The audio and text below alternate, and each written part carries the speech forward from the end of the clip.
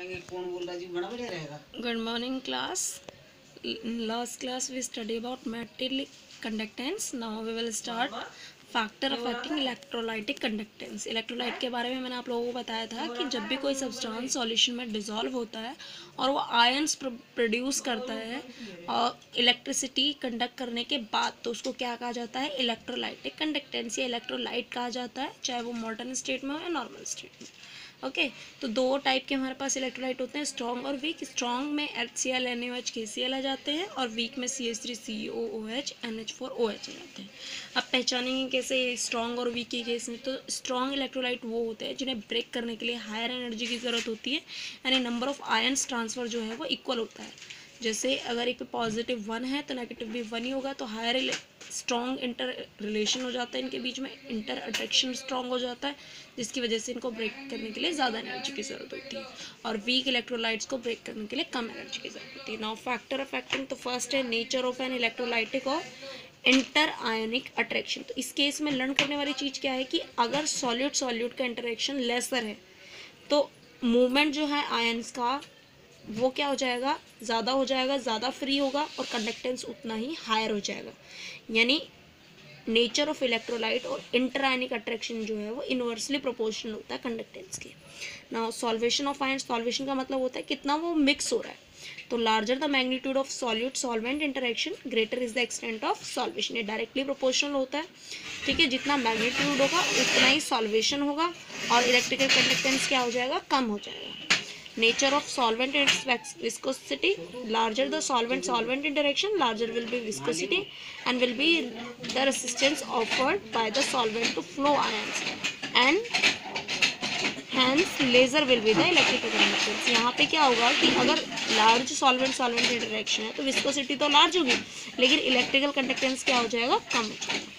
Temperature, as the temperature of electrolytic solution rises, solute solvent and solvent interaction decrease। तो अगर ये सारे जो टाइप के हमारे पास सॉल्वेंट सॉल्यूट होते हैं इनका इंटरेक्शन डिक्रीज होता है तो इलेक्ट्रिकल कंडक्टेंस क्या हो जाता है? इंक्रीज हो जाता है। टेम्परेचर का इन्वर्सली इफेक्ट होता है। नाउ अब न्यूमेरिकल पोर्शन कि कंडक्टेंस को मेजर कैसे करेंगे, तो फॉर्मूला हम पहले पढ़ चुके हैं, kappa is equal to 1/r multiply L upon A, ठीक है। यहाँ पे कापा के जो है वो नॉन है इलेक्ट्रिकल कंडक्टेंस, एल ए और आर एल लेंथ है, ए एरिया है, आर रेसिस्टेंस है। आर तो पैरेलल इलेक्ट्रोड को डिटरमाइन करता है। व्हीटस्टोन ब्रिज में क्या होता है? R1/R2 is equal to R3/R4, और यहाँ पे अननोन रेसिस्टेंस R2 है तो हम R2 की वैल्यू करेंगे। नाउ मोलर कंडक्टिविटी, ये लर्न करने वाली चीज़ है जो न्यूमेरिकल में यूज होगी। It may be defined as the conducting power of all the ions. कितने आयंस की क्या कंडक्टिंग पावर है, ये मोलर कंडक्टिविटी डिफाइन करती है। कैसे डिफाइन करती है? जब ion produce by dissolving 1 gram mole of an electrolytic, जब आयंस को 1 ग्राम इलेक्ट्रोलाइट मोल के सॉल्यूशन में डिसॉल्व किया जाता है तो दो लार्जर इलेक्ट्रोड्स प्लेस्ड होते हैं at 1 centimetre apart, 1 centimetre apart के केस में, यानी 1 सेंटीमीटर दूर पे, तो उससे हम मोलर कंडक्टिविटी आइडेंटिफाई कर सकते हैं। अगर वैल्यूज़ की बात करें तो कापा मल्टीप्लाई वी, यानी कंडक्टिविटी मल्टीप्लाई वॉल्यूम से हम मोलर कंडक्टिविटी फाइंड आउट कर सकते हैं। नॉर्मल फार्मूला होता है कापा मल्टीप्लाई 1000 डिवाइड सी, क्योंकि हम 1 ग्राम मोल की बात कर रहे हैं इसलिए 1000 में वेरिएशन निकालते हैं, 1000 में वैल्यू निकालते हैं। यहाँ सी कंसनट्रेशन है, एम मोलैरिटी है, दोनों में से कोई भी चीज़ यूज़ कर सकते हैं। इसकी पहचान क्या होती है? पहचान ये होती है कि मोलर कंडक्टिविटी की जो ऐसा यूनिट होती है साइमन सेंटीमीटर स्क्वायर पर मोल होती है, ठीक है। ये ऐसा यूनिट इंपॉर्टेंट है जो लर्न रखनी है। Variation of conductivity and molar conductivity with concentration, यानी कंसनट्रेशन के साथ इसका क्या वेरिएशन है। कंडक्टिविटी डिक्रीज होती है जब कंसनट्रेशन डिक्रीज होती है। क्यों होती है? क्योंकि number of ions per unit volume that carry the current in the solution decrease on dilution, यानी डाइल्यूशन के केस में जितने नंबर ऑफ आयंस कैरी करेगा करंट उतना ही सॉल्यूशन डिक्रीज होगा डाइल्यूशन के केस में, ठीक है। इसलिए कंडक्टिविटी डिक्रीज होती है जब कंसंट्रेशन डिक्रीज हो जाता है, ठीक है। Now molar conductivity increase with decrease concentration, molar conductivity increase करती है जब कंसंट्रेशन डिक्रीज करता है। This is because the total volume V of solution containing 1 mole of electrolyte also increase. Molar conductivity increase with decrease concentration. Molar conductivity increase करती है जब concentration decrease करता है। क्यों? क्योंकि जो टोटल वॉल्यूम होता है V सॉल्यूशन का, वो कंटेन करता है 1 मोल ऑफ इलेक्ट्रोलाइट। वो क्या कर रहा होता है? इंक्रीज कर रहा होता है। तो हम बता सकते हैं कि decrease in K on dilution of solution is more than compensated by increase in its volume. कि जो कापा है वो डिक्रीज करता है डाइल्यूशन के केस में, और ज़्यादा कंपनसेट करने की वजह से इसका वॉल्यूम जो है वो इंक्रीज हो जाता है। ठीक है, तो कंडक्टिविटी के केस में decrease conductivity, decrease in concentration. क्यों? क्योंकि number of ions per unit volume जो है वो जो करंट सॉल्यूशन कैरी कर रहे होते हैं वो डिक्रीज हो जाता है डाइल्यूशन के केस में। और मोलर कंडक्टिविटी इंक्रीज करती है जब कंसंट्रेशन डिक्रीज करती है, यानी कि नॉर्मल कंडक्टिविटी डायरेक्टली प्रोपोर्शनल होती है कंसंट्रेशन के, और मोलर कंडक्टिविटी इन्वर्सली प्रोपोर्शनल होती है कंसंट्रेशन के। तो ये ग्राफिक रिप्रेजेंटेशन है इसकी, लैम्डा n और √c, ये कंसंट्रेशन है और ये मोलर कंडक्टिविटी है। ये ग्राफ है इसका, ये KCl स्ट्रॉन्ग इलेक्ट्रोलाइट है, ये वीक इलेक्ट्रोलाइट है, दोनों के बीच में रिलेशन है। नाउ लिमिटिंग मोलर कंडक्टिविटी क्या होती है? The volume of the molar conductivity when the concentration approach 0, यानी कि the volume of molar conductivity का वो वॉल्यूम जहाँ पे कंसंट्रेशन 0 हो जाए। ठीक है, मोलर कंडक्टिविटी का वो वॉल्यूम जहाँ पे कंसंट्रेशन 0 हो जाए उसको क्या कहा जाता है? लिमिटिंग मोलर कंडक्टिविटी और molar conductivity at infinite dilution. It is possible to determine the molar conductivity at infinite dilution. हाँ, ईजिली पॉसिबल है डिटरमाइन करना मोलर कंडक्टिविटी को इनफाइनाइट डाइल्यूशन में, लेकिन किस केस में?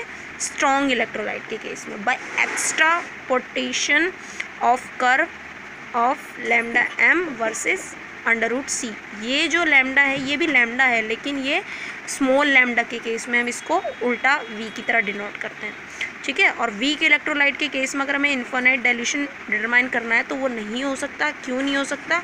क्योंकि एक्स्ट्रापोलेशन हो जाता है, ठीक है, of the curve, as the curve become almost parallel to Y axis. और जो कर्व है वो ऑलमोस्ट वाई एक्सिस के पैरेलल हो जाता है और कंसंट्रेशन जो होती है वो 0 हो जाती है। तो हमारी पास एक ये नॉर्मल इक्वेशन है, वैसे कभी यूज़ नहीं होती बट हमें पता होनी चाहिए कि lambda m is equal to lambda naught m minus B C की पावर 1/2। बी यहाँ पे नॉर्मली कांस्टेंट है, सी कंसंट्रेशन है, lambda naught m limiting molar conductivity, और लैम्डा m क्या है? Molar conductivity.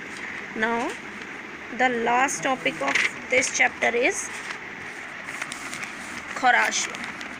Khorrache law क्या होता है? It state that the limiting molar conductivity of electrolyte can be represented as the some of individual contribution of ions and cations of the electrolyte. यानी कि जो limiting molar conductivity है वो cation और anion के कंसंट्रेशन के सम के बराबर होती है। ये Khorrache law है, यानी कि जो टोटल हमारे पास इलेक्ट्रोलाइट का सोल्यूशन आया है वो ब्रेक करने के बाद जो आयन्स आए हैं उनके सम के बराबर होता है।